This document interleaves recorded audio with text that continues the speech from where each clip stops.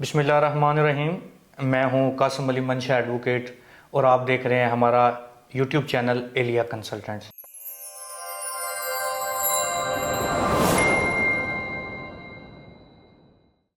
आज मेरे साथ हैं एलिया कंसल्टेंट्स के सीईओ मिस्टर मौज़म शबीर जाफरी साहब। बच्चों की बड़ी ज़्यादा क्वेरीज आ रही थी कि विज़िट वीज़ा पे जाके क्या वहाँ पे वर्क अपॉर्चुनिटीज़ मिल सकती हैं, और जो जेन्युइन विजिटर हैं उनकी क्वेरीज थी कि जी कौन कौन सी प्लेसेस, कौन कौन सी चीज़ें हम वहाँ पे एक्सप्लोर कर सकते हैं। तो मैंने सोचा कि मिस्टर मौज़म शबीर जाफरी साहब रिसेंटली एक सक्सेसफुल जो है ना वो 3 कंट्रीज़ का जो है ना वो टूर करके हैं। उनमें ऑस्ट्रेलिया था, देन वो न्यूजीलैंड गए, इंग्लैंड गए। तो मैंने सोचा उनसे जो है ना वो आज गपशप करते हैं और ये जितनी भी क्वेरीज हैं उनका हम उनसे जो है ना वो आंसर लेते हैं। तो सर क्या हाल चाल है, कैसे हैं? अल्हम्दुलिल्लाह बिल्कुल ठीक ठाक। सर बताएं किस तरह का आपका टूर, और थोड़ा सा अपना बताएं कि कौन सा कंट्री आपने पहले एक्सप्लोर किया, देन फिर किस तरह ये आपकी टोटल जो है ना वो जर्नी रही। First of all thank you so much Qasim साहब, आप टाइम जो है हमने इस तरह मैनेज किया। बेसिकली मैं चाहूँ तो अकेला भी आप तक चीज़ें जो है, लेकिन मेरा ख्याल ये था कि ये चूँकि एक थोड़ा सा टॉपिक हट के है जिसमें 3 कंट्रीज़ को एक साथ और काफ़ी सारे क्वेश्चंस थे। कासिम साहब चूँकि माशाल्लाह विज़िट वीज़ा को लेके बहुत अच्छा काम जो है वो कर रहे हैं। रिसेंटली यूके के काफ़ी स्टूडेंट्स के बल्कि मैं कहूँगा विजिटर्स को काफ़ी सारे वीज़ाज़ जो है वो मिले यूके के, और वो वहाँ पे जाके एक्सप्लोर करके आए। तो इसी हवाले से मैंने सोचा कि कासिम साहब अगर मुझसे सवाल करेंगे चीज़ों को लेके तो वो बड़े वैलिड क्वेश्चंस होंगे, और आप स्टूडेंट और आप लोगों तक जो है वो इन्फॉर्मेशन काफ़ी एक अच्छे वे में जो है वो जाएगी। तो कासिम साहब मोस्ट वेलकम। अल्हम्दुलिल्लाह मेरा टूर जो है वो बड़ा ज़बरदस्त रहा। आपने देखा कि मैंने आगाज़ किया ऑस्ट्रेलिया से। ज़्यादा टाइम वैसे मेरा ऑस्ट्रेलिया ही गुजरा, चूँकि आपको पता है फ्रॉम द फर्स्ट डे हम ऑस्ट्रेलिया को ही डील कर रहे हैं स्टूडेंट वीज़ा एप्लीकेशन को लेकर, और साथ साथ विज़िट वीज़ा पे भी काम कर रहे हैं। तो अल्हम्दुलिल्लाह अच्छा रहा। अच्छा सर, सबसे पहला आपसे ये क्वेश्चन है कि अगर कोई बच्चा जिसने ऑस्ट्रेलिया, न्यूजीलैंड या इंग्लैंड का स्टडी वीज़ा अप्लाई किया हुआ है, ठीक है, और वो अनफॉर्चुनेटली रिफ्यूज़ हो गया, तो क्या उसके बाद वो चांस ले सकता है कि वो विजिट वीज़े के लिए अप्लाई कर सकता है, या वो जो पहली उसकी रिफ्यूज़ल है वो उसमें हर्डल क्रिएट करेगी कि जिन्हें इसका पहले स्टडी वीज़ा रिफ्यूज़ हो चुका है? देखिए ये एक बड़ा जनरल सा और इम्पोर्टेंट क्वेश्चन है। बेसिकली आप स्टूडेंट्स जानते हैं कि जब एक एम्बेसी के अंदर एक केस जो है कसम सब चला जाता है, आप भी as a visitor visa counsellor जो है अच्छे से इस चीज़ को जानते हैं कि जब एक दफ़ा किसी की एम्बेसी में केस चला जाता है, चाहे वो विजिट वीज़े की एप्लीकेशन हो चाहे स्टूडेंट वीज़ा की एप्लीकेशन हो, और जब दोबारा केस जाता है उसी में तो उनको उसकी हिस्ट्री का पता होता है। तो एक अगर यहाँ पे ये सवाल वीज़ा ऑफिसर्स का बन सकता है, जो एक वैलिड क्वेश्चन है कि एक बंदा पहले स्टूडेंट वीज़ा के लिए अप्लाई कर रहा है, उसका हमने रिफ्यूज़ किया कि भाई ये जाके वापस नहीं आएगा, अब ये विजिट वीज़ा के लिए अप्लाई कर रहा है, तो इट मीन्स कि ये जेन्युइन विजिटर्स नहीं है, किसी ना किसी बहाने से ये ऑस्ट्रेलिया बेसिकली आना चाहता है। तो मैं उन लोगों को रिकमेंड करूँगा कि अगर आपका ऑस्ट्रेलिया से रिफ्यूज़ हो जाता है, चाहे वो स्टूडेंट एप्लीकेशन है या विजिट वीज़ा की एप्लीकेशन है, तो आप दोबारा कोशिश करें कि उस चीज़ को ना करें। अब वो हालात नहीं है। पहले ये होता था कि अगर स्टूडेंट का एक दफ़ा वीज़ा रिफ्यूज़ हुआ है, दूसरी दफ़ा अप्लाई किया तो हो गया, तीसरी दफ़ा हो गया तो हो गया, यानी उसमें मल्टीपल चांसेस थे। लेकिन अब वो हालात नहीं है। अब अगर एक कंट्री से रिफ्यूज़ हुआ है तो कोशिश करें कोई दूसरा डेस्टिनेशन जो है वो लें। ठीक। अच्छा सर, दूसरा मोस्टली स्टूडेंट्स का, विजिटर का ये क्वेश्चन होता है कि अगर आपके पास विजिट वीज़ा है तो जब आप डेस्टिनेशन, फाइनल डेस्टिनेशन पे पहुंचे, जिस तरह आप जो ना वो ऑस्ट्रेलिया गए, न्यूजीलैंड, इंग्लैंड गए, तो क्या वहाँ पे लोकल इमिग्रेशन जो काउंटर है, क्या वो आपसे क्वेश्चनिंग करते हैं, या वो इजी होता है वहाँ से इमिग्रेशन क्लियर करवाना या नहीं? जी कासिम साहब, ये बड़ा एक इंटरेस्टिंग क्वेश्चन भी है बेसिकली। तो मैं अपना एक्सपीरियंस बताता हूँ कि क्योंकि काफ़ी सारे एयरपोर्ट्स के ऊपर इमिग्रेशंस को जो है वो डील किया है। तो मैं उस हवाले से आपको ऑस्ट्रेलिया का एक्सपीरियंस बताऊँ तो वो इंतहाई आसान है। यानी अगर आप पाकिस्तान से ट्रैवल करके ऑस्ट्रेलिया लैंड कर जाते हैं तो वहाँ पे इमिग्रेशन काउंटर के ऊपर आपसे कोई सवाल जो है इस हवाले से नहीं पूछा जाएगा। लंबे चौड़े जिस तरह क्वेश्चंस होते हैं और फिर वो क्लियर करते हैं। हाँ, अगर आप एक जेन्युइन विजिटर्स नहीं हैं, लाइक अगर आप इस नीयत से जा रहे हैं कि मैंने भाई जाके वापस कोई नहीं आना, और आपकी एजुकेशन का लेवल भी वो नहीं है या आपका एक्सपोजर वो इतना नहीं है, तो आपको इमिग्रेशन ऑफिसर दूर से ही जज कर सकता है। कोशिश करें कि आप अगर जाते हैं अपनी बॉडी लैंग्वेज, अपना जो है वो एटलीस्ट बातचीत करने का अंदाज़ आपका ऐसा होना चाहिए कि भाई लगे कि ये एक बंदा प्रोफेशनल है और ये अगर आपने जिस नीयत से आ रहा है वो अपना काम करके वापस अपने कंट्री की तरफ जाएगा। इसके लिए देखें, स्टूडेंट वीज़ा पे अगर आप ट्रैवल करते हैं तो आप ज़ाहिर है आपसे कोई सवाल इतना कोई लंबे चौड़े कोई नहीं किए जाएंगे जब तक कि आपके पास आपका प्रॉपर जो है वो COE वैलिड। अगर फॉर एग्जांपल कुछ स्टूडेंट ट्रैवल करते हैं और यहाँ से ट्रैवलिंग के दौरान उनके COE कैंसिल हो जाते हैं तो उनको लेके इशू आ सकता है वहाँ पे, क्योंकि जिस वक्त आप ऑस्ट्रेलिया के अंदर एंटर हों आपके पास वैलिड COE होना चाहिए, कंफर्मेशन ऑफ इनरोलमेंट। जो करंट हालात चल रहे हैं इस चीज़ को लेकर स्टूडेंट ज़रा एहतियात करें कि अगर आपका वीज़ा ग्रांट हो जाता है तो आप अपने COE के ऊपर जो है नज़र रखें कि वो किसी भी टाइम कॉलेज से या यूनिवर्सिटी से कैंसिल ना हो जाएं और जब तक आप वहाँ पे लैंड करते हैं। तो ऑस्ट्रेलिया का तो ये सीन था कि वहाँ पे कोई ऐसा प्रॉब्लम नहीं है। हाँ, लेकिन UK में मैंने देखा और उसके बाद न्यूजीलैंड जब ट्रैवल किया तो चंद सवाल थे वो मैं बताना चाहूँगा कि न्यूजीलैंड की पॉलिसी भी काफ़ी नरम है। मतलब आपसे कोई बड़े वो वेलकम करने वाले लोग हैं। मैंने एयरपोर्ट के ऊपर जैसा वो देखा, एक तो वहाँ पे रश नहीं है, यानी न्यूजीलैंड का एयरपोर्ट वाहिद ऐसा वो ऑकलैंड है जो इतना बिजी नहीं है। उसकी ना बिजी होने की वजह ये भी है कि जिसने भी न्यूजीलैंड जाना है उसने मतलब वहाँ पे कनेक्टिंग फ़्लाइट वाला सीन कोई नहीं है, बिल्कुल, क्योंकि वो एक अलग है। ठीक है, जिसने न्यूजीलैंड जाना है उसी ने वहाँ की फ़्लाइट लेनी है। बाकी आप देख लें, दोहा है एयरपोर्ट है, कतर मतलब कतर है, दुबई है, या जितने भी कंट्रीज़ हैं वहाँ से एक होता है कि फ़्लाइट आई है उसने आगे वहाँ से मूव करना है। ठीक है, तो न्यूजीलैंड में सिर्फ ये है कि ऑकलैंड इसीलिए इतना बिजी नहीं है, बड़ा कम रश है और वहाँ पे इमिग्रेशन वाले जो है वो बड़े एक्टिव बैठे होते हैं और बड़ा आसानी से आपका प्रोसेसिंग जो है वो हो जाती है कि उन्होंने आपसे बस इतना पूछना है कि आप जी कितने दिन के टूर पे आए हैं, आप के पास वैलिड जो है वो स्टे आपका कहाँ पे होगा। ये नहीं उन्होंने कहना कि होटल बुकिंग है या नहीं है, आप स्टे कहाँ पे करेंगे। तो जस्ट आप उनको बता दें कि मैं किस शहर में और किस जगह पे स्टे करूँगा, दैट्स इट, और उसके बाद आपको वो वेलकम करेंगे और बाज़ औक़ात वो ये भी नहीं पूछते। इसके साथ अगला भी मैं इसी में बता दूं, क्योंकि आपने सवाल किया तो इसी सवाल को मुकम्मल करते हुए कि UK में थोड़ा सा इस चीज़ को लेके हमें ज़्यादा एहतियात की ज़रूरत है, क्योंकि UK इमिग्रेशन जो है वो इतनी आसान इमिग्रेशन नहीं है। वीज़ा लेने के बाद आप बिल्कुल ये ना सोचें कि भाई अब वीज़ा लग गया तो अब मुझे दुनिया की कोई ताकत नहीं है जो UK में एंटर होने से रोक सकती है। फिर भी ख्याल करें और उन चीज़ों को जो है एहतियात करें जो कि वहाँ पे आपके लिए हर्डल्स पैदा कर सकती हैं। जैसा कि जब मैं वहाँ पे पहुँचा था, हालांकि मेरे काफ़ी कंट्रीज़ के विज़िट हैं, मेरे पास ऑस्ट्रेलियन वैलिड वीज़ा है, 2-2.5 साल का भी वो पीछे बकाया है। ठीक है, लेकिन उसके बावजूद उन्होंने वहाँ पे सवाल ये किया, एक तो उनका सवाल बड़ा वो मुझे ना इंटरेस्टिंग सा लगा कि कहते हैं कि जी आप यहाँ पे कितने डेज़ जो है वो के लिए आए हैं। तो मैंने कहा ओनली फॉर 4 डेज़। तो कहते हैं कि आपने 22 घंटे की फ़्लाइट ली ओनली फॉर 3 डेज़।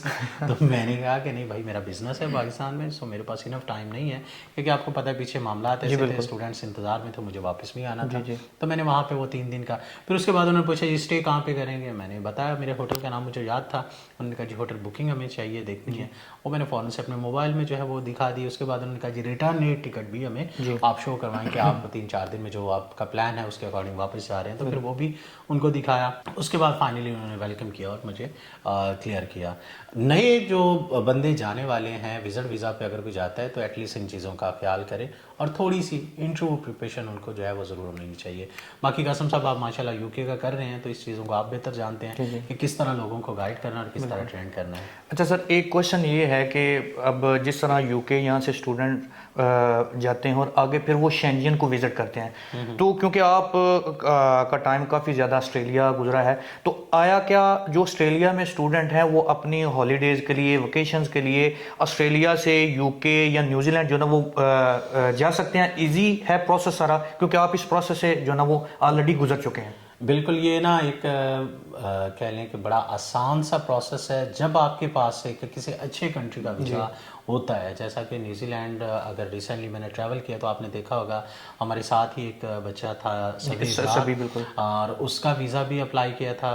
और क्योंकि वो एक तो बच्चे के साथ कोई अटैचमेंट, क्योंकि वो हमारे पास थ्रू ही ऑस्ट्रेलिया गया था और हमारे ही एरिया से है, तो मैंने सोचा कि बल्कि उसकी ख्वाहिश थी कि मैंने भाई आपके साथ ट्रैवल करना है न्यूजीलैंड। तो उसका वीज़ा लॉन्च किया और उसको 12 दिन में आ गया था, बल्कि मुझसे पहले उसका वीज़ा जो है वो रिसीव हो गया था। उसके पीछे रीज़न सिर्फ और सिर्फ ये थी कि उसके पास वैलिड ऑस्ट्रेलियन वीज़ा था।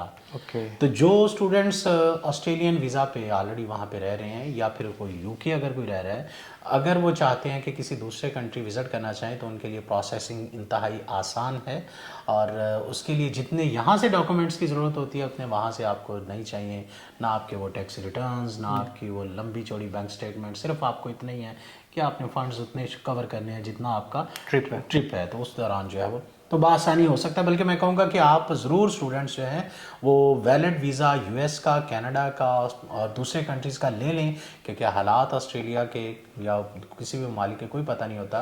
तो कनाडा और आपको पता है यूएस जो है वो मल्टीपल एंट्रीज़ देता है और 5-10 साल का वीज़ा आपको मिल सकता है।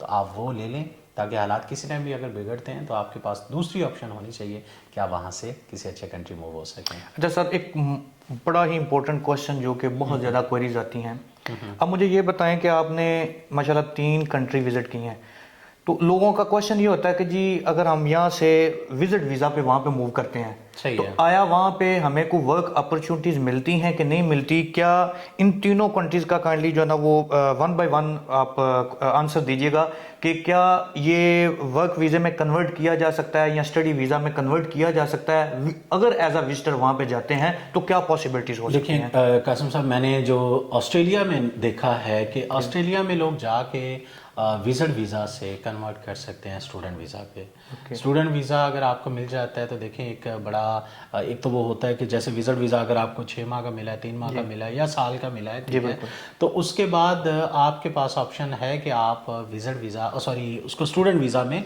चेंज कर सकते हैं।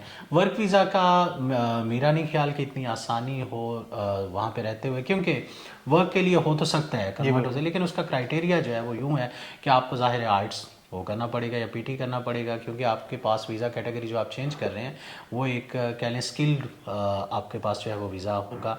तो उसके लिए आप जिस भी कैटेगरी में जा रहे हैं, लाइक अगर आप रेस्टोरेंट में जा रहे हैं तो ज़ाहिर है आपको कोई डिप्लोमाज ऐसा शो करने पड़ेंगे कि पाकिस्तान में जी आप रेस्टोरेंट में कुकिंग में या कोई ऐसी एक्सपर्टीज़ आपके पास हैं।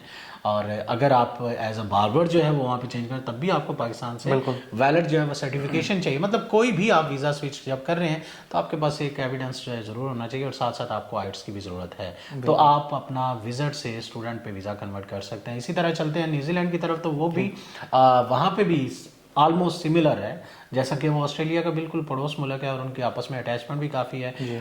उनका फ्लैग्स भी आपने देखा होगा कि ऑस्ट्रेलिया और न्यूजीलैंड के फ्लैग में अक्सर जो है वो थोड़ी सी कंफ्यूजन हो जाती है, लेकिन फ़र्क सिर्फ यह है कि न्यूजीलैंड फ्लैग में वो रेड स्टार्स जो हैं वो उनका वो बॉर्डर है, और ऑस्ट्रेलिया में ये है कि वो वाइट उसके स्टार्स हैं। एनीवेज, तो वहाँ पे भी ये ऑप्शन है कि आप उसको चेंज कर सकते हैं। बहरहाल यूके के लिए क्योंकि आप यूके को डील कर रहे हैं विजिट वीज़ा और आप रिसेंट होके भी आए थे, मेरा चूँकि वहाँ पे 3 से 4 दिन टाइम सिर्फ गुजरा वेरी शॉर्ट था। एक तो वर्क परमिट्स को लेके मीटिंग्स हुई थी, लेकिन यूके वर्क परमिट के लिए भी मैं इसी वीडियो के थ्रू आपको बता दूं कि वो इतना अच्छा नहीं है इस चीज़ को लेके कि आप 70 से 80 लाख रुपया लगा के वर्क परमिट के लिए वहाँ पे जाएं। वहाँ पे सिनेरियो क्या है जो मेरे नॉलेज में वहाँ पे आया, और जिस वजह मैं नियत यही करके गया था कि जी मैंने यूके में जाके वर्क परमिट के लिए डायरेक्टली काम करना है और कंपनी से मिलना है।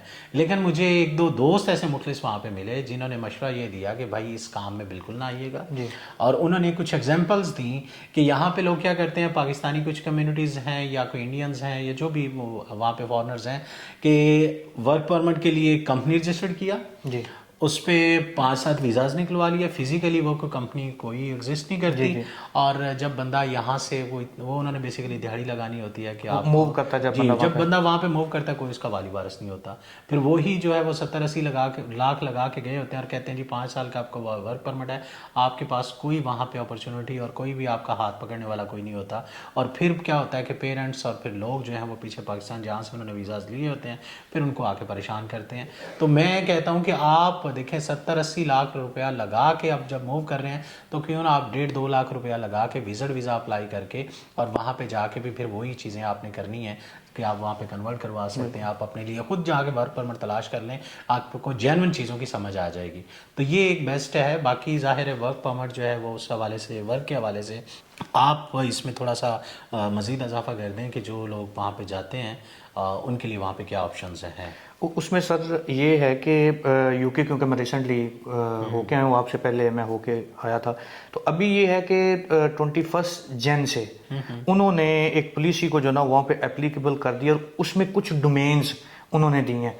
जिस तरह के हमारे पेज पे ये इस पे प्रॉपर एक वीडियो पड़ी हुई है कि वो कौन कौन सी डोमेन्स हैं, आप एज अ विजिटर वहाँ पे जाके जॉब वगैरह सही है। कर सकते हैं। और इसमें ये है सबसे आसानी वाली बात सर ये है कि जो यूके का वीज़ा हमें मिलता है ना, फर्स्ट टाइम हम अप्लाई करते हैं तो वो 6 मंथ का होता है और होता भी मल्टीपल एंट्रीज का है। तो उसमें आप जितनी मर्जी दफ़ा आएँ जाएँ, वहाँ पे वर्क अपॉर्चुनिटीज़ देखें और फिर वहाँ ही रह के जो है ना वो सारा प्रोसेस किया जा सकता है और इसे कन्वर्ट किया जा सकता है। तो एट द एंड सर मैं आपसे ये आपके एक्सपीरियंस के मुताबिक ये पूछना चाहूँगा कि जो बंदे जिनके पास एजुकेशन नहीं है, ठीक है, वो किन किन चीज़ों को स्ट्रॉन्ग करें कि वो इजीली एज अ विजिटर किसी अच्छी कंट्री में मूव कर सकते हैं। क्योंकि रिसेंटली अल्हम्दुलिल्लाह हमने यूरोप का भी स्टार्ट किया है और यूरोप की भी अच्छी जो है ना वो हमारी वीज़ा रेशो है कि काफ़ी लोग जो है ना वो उन्हें वीज़ा ग्रांट हुए हैं। ठीक है। हाँ, उसमें कासिम साहब आपने जैसा कि जर्मनी अपॉइंटमेंट्स जो है वो सिलसिला स्टार्ट किया जर्मनी के लिए, आपका खुद का जो है वो